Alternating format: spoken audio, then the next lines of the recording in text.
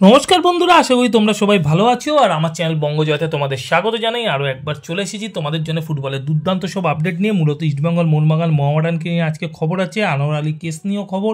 এছাড়া কিন্তু ফেডারেশনের আবার নির্লজ্জতা প্রকাশ পেল। ইস্টবেঙ্গল ম্যাচে লাল কার্ড দেখা গোয়ার footballer Armand Sadiku red card কিন্তু তুলে দেওয়া হলো। তো সব খবর নিয়ে কিন্তু আজকে তোমাদের কাছে হাজির হয়েছি। সব খবর জানবে তার আগে বলবো যে আমার চ্যানেল বঙ্গজয়কে তোমরা বেশি করে লাইক, শেয়ার আর কমেন্ট করো। আর চ্যানেলে যারা নতুন এসছো তারা অবশ্যই সাবস্ক্রাইব করে বেল বাটনটা অন করে দাও, যাতে ফুটবলের সব নোটিফিকেশন তোমরা রোজকার মতন পেতে থাকো। প্রথমেই আসি মোহনবাগান সুপার জায়েন্টের খবরে। আর মোহনবাগান সুপার জায়েন্ট গতকাল খেলতে নেমেছিল। তোমরা জানো যে চেন্নাইন এফসির সাথে চেন্নাইন এফসির ঘরের মাঠে আইএসএল এর ম্যাচে, আর এই ম্যাচ ড্র হয় কিন্তু আইএসএল লিগ শিল্ড জেতার ব্যাপারে কিন্তু একটু হলেও চাপে পড়ে গেল। আর এই মুহূর্তে কিন্তু মোহনবাগান সুপার জায়েন্টের সাথে এফসি গোয়া দ্বিতীয় স্থানে থাকা দল, তাদের কিন্তু পয়েন্টের ডিফারেন্স কিন্তু হিসাব অনুযায়ী 7 পয়েন্ট থাকলেও পরের ম্যাচ যদি এফসি গোয়া জেতে সেক্ষেত্রে 4 পয়েন্টে দাঁড়াতে পারে। আর গতকাল ম্যাচে মোহনবাগান কোচ হোসে মলিনার স্ট্র্যাটেজি নিয়েও কিন্তু সমালোচনার ঝড় বইছে। হঠাৎ করে 4জন প্রথম দলের ফুটবলারকে কালকে কিন্তু তিনি অফ করে দেন। সেই 4জন footballer Jimmy McLaren, Jason Cummings, Manvir Singh এবং লিস্টন ক্লোস। এই 4জন ফুটবলার না খেলার প্রভাব কিন্তু কালকের ম্যাচে পড়েছে। গ্রিক স্টুয়ার্ট আর দিমিত্রি পেত্রাদোসকে কালকে মাঠে নিয়ে এলেও কিন্তু তাদের পারফরমেন্স কিন্তু পুরনো পারফরমেন্সের ধারের কাছে ছিল না, এবং পেত্রাদোসকে বলা যায় কালকে পুরো ম্যাচেই ফ্লপ। তো এই নিয়ে কিন্তু একটা সমালোচনার ঝড় বইছে। পরপর দুটি ম্যাচ ড্র হয়ে যাওয়ায় কিন্তু একটু হলেও আইএসএল শিল্ড জেতার ব্যাপারে কিন্তু চাপে পড়ে গেল মোহনবাগান সুপার জায়েন্ট। আর তাদের প্রতিপক্ষরা এই মুহূর্তে কিন্তু তাদের পেছনেই তাড়া করছে, কেননা মোহনবাগান সুপার জায়েন্ট এই মুহূর্তে যেই জায়গায় দাঁড়িয়ে আছে সেখান থেকে এই ম্যাচটা জিতে থাকলে কিন্তু তারা লিগ শিল্ড জেতার ব্যাপারে অনেকটা এগিয়ে থাকতে পারতো। কিন্তু এই মুহূর্তে ড্র হয়ে যায়। মোহনবাগান সুপার জায়েন্টের পেছনে কিন্তু এফসি গোয়া, বেঙ্গালুরু এফসি, জামশেদপুর এফসির মতন দলগুলো কিন্তু তাড়া করছে। অন্যদিকে ইন্টারেস্টিং ব্যাপার হলো খালিদ জামিলের জামশেদপুর এফসিকে নিয়ে, যারা কিন্তু এই মুহূর্তে এমন একটা জায়গায় দাঁড়িয়ে আছে যেখানে কিন্তু তারা কি বলা যায় যে তারা যদি পরপর দুটো ম্যাচ জেতে মোহনবাগান সুপার জায়েন্টের সাথে কিন্তু তাদের পয়েন্টের গ্যাপিং হয়ে দাঁড়াবে মাত্র 3 পয়েন্টের। এই মুহূর্তে কিন্তু খালিদ জামিলের দল দাঁড়িয়ে আছে 15 ম্যাচে 28 পয়েন্ট নিয়ে। তো বুঝতেই পারছো যদি পরের দুটো ম্যাচ জেতে সেক্ষেত্রে কিন্তু 17 ম্যাচে 34 পয়েন্ট, এবং চ্যাম্পিয়নশিপ লড়াই কিন্তু একটা হাড্ডাহাড্ডি হতে চলেছে। এবারে আইএসএল এ মোহনবাগান সুপার জায়েন্ট যতটা হু করে এগিয়ে গেছিল একটা সময় 8 পয়েন্ট লিড নিয়ে, সেই জায়গা থেকে কিন্তু এই মুহূর্তে পয়েন্ট কমতে শুরু হয়েছে। গোয়া এবং জামশেদপুর এফসি কিন্তু মোহনবাগান সুপার জায়েন্টকে তাড়া করছে। এখন দেখার যে আলটিমেট এই আইএসএল সিলটা কোন দল জয় করে। এই মুহূর্তে মোহনবাগান সুপার জায়েন্ট এগিয়ে থাকলেও এই আইএসএল সিলটা জয়ের ব্যাপারে গোয়া এবং অবশ্যই জামশেদপুর কিন্তু মোহনবাগান সুপার জায়েন্টকে তাড়া করে চলেছে। অন্যদিকে মোহামেডান স্পোর্টিংয়ের কিন্তু এই মুহূর্তে একটা ডামাডোল পরিস্থিতি। আইএসএলে তাদের ভবিষ্যৎ নিয়ে কিন্তু এই মুহূর্তে অনেকটাই অনিশ্চয়তার ব্যাপার, বিশেষ করে ফুটবলারদের, কেননা তারা বেতন পাচ্ছে না। আর এই সমস্যা কিন্তু এখনো কোনো সমাধান হয়নি। সাচি গ্রুপের কর্তারা এবং আরেক যে বিনিয়োগকারী সংস্থা আছে বাংকার হিল, এই দুই বিনিয়োগকারী সংস্থা কিন্তু তোপ দেখেছে মোহামেডান স্পোর্টিংয়ের কর্মকর্তাদের দিকে। তারা কিন্তু বলেছেন যে তাদেরকে এখনো শেয়ার হস্তান্তর করা হয়নি। তো সেই জায়গা থেকে দেখতে গেলে কিন্তু এখন পর্যন্ত মোহামেডান স্পোর্টিং যতক্ষণ না শেয়ার হস্তান্তর করছে, আমার মনে হয় না যে বাংকার হিল বা সাচি গ্রুপ কিন্তু প্লেয়ারদের পেমেন্টও করবে। তো সেই জায়গা থেকে কিন্তু এই মুহূর্তে দেখতে গেলে যে প্লেয়ারদের ভবিষ্যৎও কিন্তু অনিশ্চয়তার মুখে পড়ে আছে, এবং মোহামেডান স্পোর্টিংয়েরও। কেননা আইএসএল এই মুহূর্তে মোহামেডান স্পোর্টিং আছে একটু নিচের দিকে। তারপর যখন নাকি দলের এই ডামাডোল পরিস্থিতি, তখন প্লেয়াররা কতটা ভালো ফুটবল খেলবে বা মোটিভেশন পাবে ভালো ফুটবল খেলার, সেটা নিয়ে কিন্তু একটা সন্দেহ প্রকাশ থেকেই যাচ্ছে। তো আমরা আশা করব ফুটবল প্রেমী হিসাবে যে মোহামেডান স্পোর্টিংয়ের যে অচল অবস্থা চলছে, সেই অচল অবস্থা খুব শীঘ্রই কাটিয়ে উঠে মোহামেডান কিন্তু আবার সেই পুরনো মেজাজেই আমরা পুরনো মোহামেডানকে দেখতে পাবো। আবার ভারতীয় ফুটবল ফেডারেশন নিরপেক্ষতা নিয়ে কিন্তু প্রশ্নচিহ্ন দেখা দিল। আমরা গত ইস্টবেঙ্গল এফসি গোয়া ম্যাচ দেখেছিলাম, সেখানে বর্জাহিরা ডাইরেক্ট রেড কার্ড কিন্তু তুলে নেওয়া হয়েছিল, এবং বর্জাহিরা ইস্টবেঙ্গল ম্যাচ খেলেছিলেন এফসি গোয়ার জার্সি গায়ে। আর সেই ম্যাচে কিন্তু আলবেনিয়ান স্ট্রাইকার এফসি গোয়ার আরমান্দ সাদিকু তিনি কিন্তু রেড কার্ড দেখেছিলেন। আর সেই ডাইরেক্ট রেড কার্ড দেখার পরে সেই রেড কার্ড কিন্তু তুলে নেওয়া হলো, মানে পরবর্তী যে ম্যাচ আছে আরমান্দ সাদিকুর, সেই ম্যাচে কিন্তু তিনি খেলতে পারবেন এফসি গোয়া জার্সি গায়ে। তো এখন কথা হচ্ছে যে এটা কি কারণে করছে, শৃঙ্খলা রক্ষা কমিটি যে আছে আইএসএল এর, তারা কি কারণে করছে। ইস্টবেঙ্গলের দুজন ফুটবলার বলে দিচ্ছি, একজন হচ্ছে জিকসন সিং ওড়িশা ম্যাচ কলকাতায় ছিল, যেখানে মরিসিওকে ফাউল না করা সত্ত্বেও রেফারি রেড কার্ড দিয়েছিল মরিসিওর প্লে অ্যাক্টিংয়ের জন্য। সেই রেড কার্ড কিন্তু তোলেনি প্লেয়ার শৃঙ্খলা রক্ষা কমিটি। এবং পরবর্তী সময় যে ডার্বি ম্যাচ ছিল গুয়াহাটিতে, সেখানে সৌভিক চক্রবর্তীকে অন্যায্য রেড কার্ড দেওয়া হয়েছিল।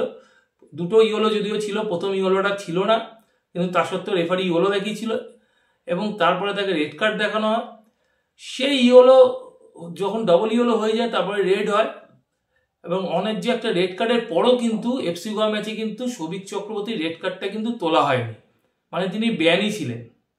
তো কি উদ্দেশ্যে, কি কারণে যে এই আরমান্দো সাদিকু রেড কার্ডটা তুলে নেওয়া হলো? এর আগে বর্জেহিরের রেড কার্ডও তুলে নেওয়া হলো, এবারে কিন্তু আরমান্দো সাদিকু রেড কার্ড তুলে নেওয়া হলো, সেটা কিন্তু কেউ জানে না। তবে এটা বোঝা যাচ্ছে যে কিছু দলের উপর কিন্তু ফুটবল ফেডারেশন একেবারে সহৃদয় ব্যাপারগুলো দেখাচ্ছে। কিছু দলের উপর এর আগে ইস্টবেঙ্গলের তরফ থেকে কমপ্লেন করা হয়েছিল যে কিছু দলকে সুবিধা দিয়ে দেওয়া হচ্ছে, সেটা কিন্তু আমরা আরও একবার দেখলাম। ফেডারেশন কিন্তু এক্ষেত্রে এফসি গোয়াকে আরও একবার সুবিধা করে দিল আরমান্দো সাদিকু রেড কার্ডটা তুলে নিয়ে। তো এই মুহূর্তে কিন্তু ভারতীয় ফুটবল ফেডারেশন নিরপেক্ষতা নিয়ে কিন্তু আরও একবার প্রশ্নচিহ্ন উঠে গেল। এবার একটু আনোয়ার আলী কেসে আসি। আনোয়ার আলী কেস কিন্তু এই মুহূর্তে বেশ একটা জমজমাট জায়গায়। পিএসসি কিন্তু নতুন করে আবার ফেব্রুয়ারি মাসে ডেট দিয়েছে, এবং যা শোনা যাচ্ছে এই ডেটে কিন্তু আনোয়ার আলী কেস কিন্তু ফয়সলা হতে পারে। এবং এখন পর্যন্ত যা অবস্থা তাতে কিন্তু ইস্টবেঙ্গলের দিকে কিন্তু পাল্লা ভারী আছে এই কেস জেতার ব্যাপারে। কেননা এতদিন ধরে যে আগের বোর্ড ছিল বা আগের যে কমিটি ছিল প্লেয়ার স্ট্যাটাস কমিটি, তারা কিন্তু ইস্টবেঙ্গল বা দিল্লি এফসির কোনো কথাই শোনেনি, তারা একতরফা রায় দিয়েছিল। পরবর্তী সময় কিন্তু নতুন কমিটি এসে দিল্লি এফসি এবং ইস্টবেঙ্গলের কিন্তু কথা শুনেছে, তাদের চিঠি সাবমিট করা হয়েছে প্লেয়ার স্ট্যাটাস কমিটিতে। এখন যে ফেব্রুয়ারি মাসে যে ডেট দেওয়া হয়েছে নতুন ডেট, সেখানে কিন্তু সেই চিঠি কিন্তু প্রকাশ করা হবে, এবং যার ফলে শোনা যাচ্ছে ইস্টবেঙ্গলের দিকে কিন্তু পাল্লা ভারী আনোয়ার আলী। সেক্ষেত্রে আনোয়ার আলীর যে সাসপেনশন এবং জরিমানা ছিল ইস্টবেঙ্গলের, সেটা হয়তো অনেক কম হতে চলেছে এখন পর্যন্ত যা শোনা যাচ্ছে। এবং আনোয়ার আলী হয়তো ভবিষ্যতে ইস্টবেঙ্গলেই খেলবেন, এবং সেক্ষেত্রে তার যে সাসপেনশনের ব্যাপারটা ছিল সেই সাসপেনশনের ব্যাপারটা কিন্তু একেবারেই মানে কম হবে, যেটা নাকি আগের পিএসসি যেই সাসপেনশনের যেই অর্ডার দিয়েছিল সেই রকম কিছুই থাকবে না বলে শোনা যাচ্ছে। সেক্ষেত্রে মোহনবাগান সুপার জায়ান্ট কিন্তু একটু হলেও কিন্তু এই মুহূর্তে প্লেয়ার স্ট্যাটাস কমিটির উপর ঘোষা হয়ে আছে যা খবর।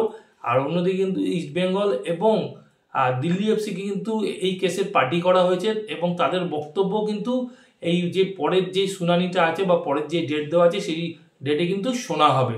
তো যার ফলে কিন্তু ইস্টবেঙ্গল একটু হলেও অ্যাডভান্টেজ পজিশনে আছে আনোয়ার আলী কেস নিয়ে। এবার একটু ইস্টবেঙ্গলের খবরে আসি। আর ইস্টবেঙ্গলের কিন্তু এই মুহূর্তে যে অবস্থা, তাতে কিন্তু একাধিক প্লেয়ারের চোট থাকলেও আজ থেকে কিন্তু অনুশীলন শুরু করেছে ইস্টবেঙ্গল, এবং আনোয়ারকে হয়তো সম্ভবত আরও দুটো ম্যাচে পাওয়া যাবে না।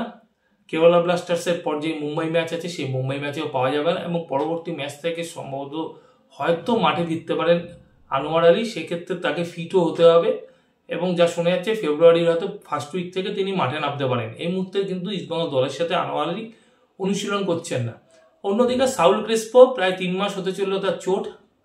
তো চোট পাওয়ার পরে কিন্তু সাউল ক্রেসপোকে যেভাবে রেখে দেওয়া হয়েছে তাতে তো মনে হচ্ছে তাকে জামাই আদর করে রেখে দেওয়া হয়েছে, এবং সাউল ক্রেসপো ফিট হতে হতে ইস্টবেঙ্গলের আইএসএল এর প্রায় শেষ পর্যায়ে চলে যাবে। তো সাউল ক্রেসপো খেলা না খেলাটা কিন্তু কিছু আসে যায় না ইস্টবেঙ্গলের ওই সময়, কেননা মেন ম্যাচগুলি তো বেরিয়ে গেল, এবং সাউল ক্রেসপো এই মুহূর্তে প্রায় 15-16টা ম্যাচ কিন্তু মিস করে ফেলেছে। তোমরা যদি দেখো গতবারে চোট পাওয়ার পর থেকে এখন পর্যন্ত, গতবার বলতে আমি বোঝাতে চাইছি গত আইএসএল এর ম্যাচে, যখন সুপার কাপ জেতার পর ইস্টবেঙ্গল আইএসএলটা স্টার্ট করেছিল সেই সময় চোট পেয়েছিল ডার্বি ম্যাচে। তারপর থেকে তার যা চোট হয়েছে এবং তিনি যা বসেছেন, অন্তত কমপক্ষে 15 থেকে 16টা ম্যাচ কিন্তু তিনি মিসিং ইস্টবেঙ্গলের জার্সি গায়ে। তো এরকম একটা ফুটবলারকে জামাই আদর করে রেখে দেওয়ার কি মানে আছে আমি বুঝে পাই না। তার বদলে নতুন কোনো বিদেশিকে কেন আনা হচ্ছে না সেটাও কিন্তু আমি বুঝতে পারছি না। হয়তো একটা প্রবলেম থাকতে পারে, একটা বাজেটের বাইরে হয়ে যাচ্ছে, সেই ক্ষেত্রে কেন কো স্পন্সর নিয়ে আসা হচ্ছে না, কেন নতুন স্পন্সর এনে নতুন ফুটবলার আনা হচ্ছে না, সেটা নিয়েও কিন্তু অফিসিয়ালদের কিন্তু চিন্তা ভাবনা করার সময় এসেছে। তো আর কতদিন এইভাবে সাউল ক্রেসপোকে বই নিয়ে চলতে হবে, বা তার সাথে কেন নতুন করে চুক্তি করা হলো সেটা কিন্তু এখন পর্যন্ত কেউ জানে না। এই জবাব কিন্তু ইস্টবেঙ্গল অফিসিয়ালদের অবশ্যই দিতে হবে। আর অন্যদিকে একটা কিন্তু রিউমার সব জায়গা থেকে বেরোচ্ছে, সেটা হচ্ছে জিতেশ্বর সিংকে নিয়ে, যে ইস্টবেঙ্গলে আসতে পারে এই ফুটবলার। কিন্তু আমি তোমাদেরকে বলি, এরকম কিন্তু কোনো খবর নেই যে জিতেশ্বর সিং ইস্টবেঙ্গলে আসছে। এটা সম্পূর্ণ কিন্তু একটা ফেক নিউজ। জিতেশ্বর ইস্টবেঙ্গলে আসছে না। আর জিতেশ্বর কেন, এই মুহূর্তে কিন্তু ইস্টবেঙ্গলের টার্গেটে নতুন কোনো ভারতীয় ফুটবলারও নেই। তো এই মুহূর্তে যেই খবরগুলো বেরিয়ে আসছে, এই ফুটবলার আসতে পারে, ওই ফুটবলার আসতে পারে, এরকম কিন্তু কোনো খবর নেই, পুরোটাই কিন্তু ফেক। তো এখনকার মতন বন্ধুরা এই পর্যন্ত। নতুন খবর নিয়ে হাজির হবো তোমাদের কাছে পরের ভিডিওতে। যাওয়ার আগে শুধু একটাই কথা বলবো, আগের ভিডিও যারা মিস করে গেছে তার জন্য ডিসক্রিপশন বক্সে লিঙ্ক দেওয়া থাকবে, তোমরা লিঙ্ক ক্লিক করে আগের ভিডিও দেখে নিতে পারো। এখনকার মতন গুড বাই।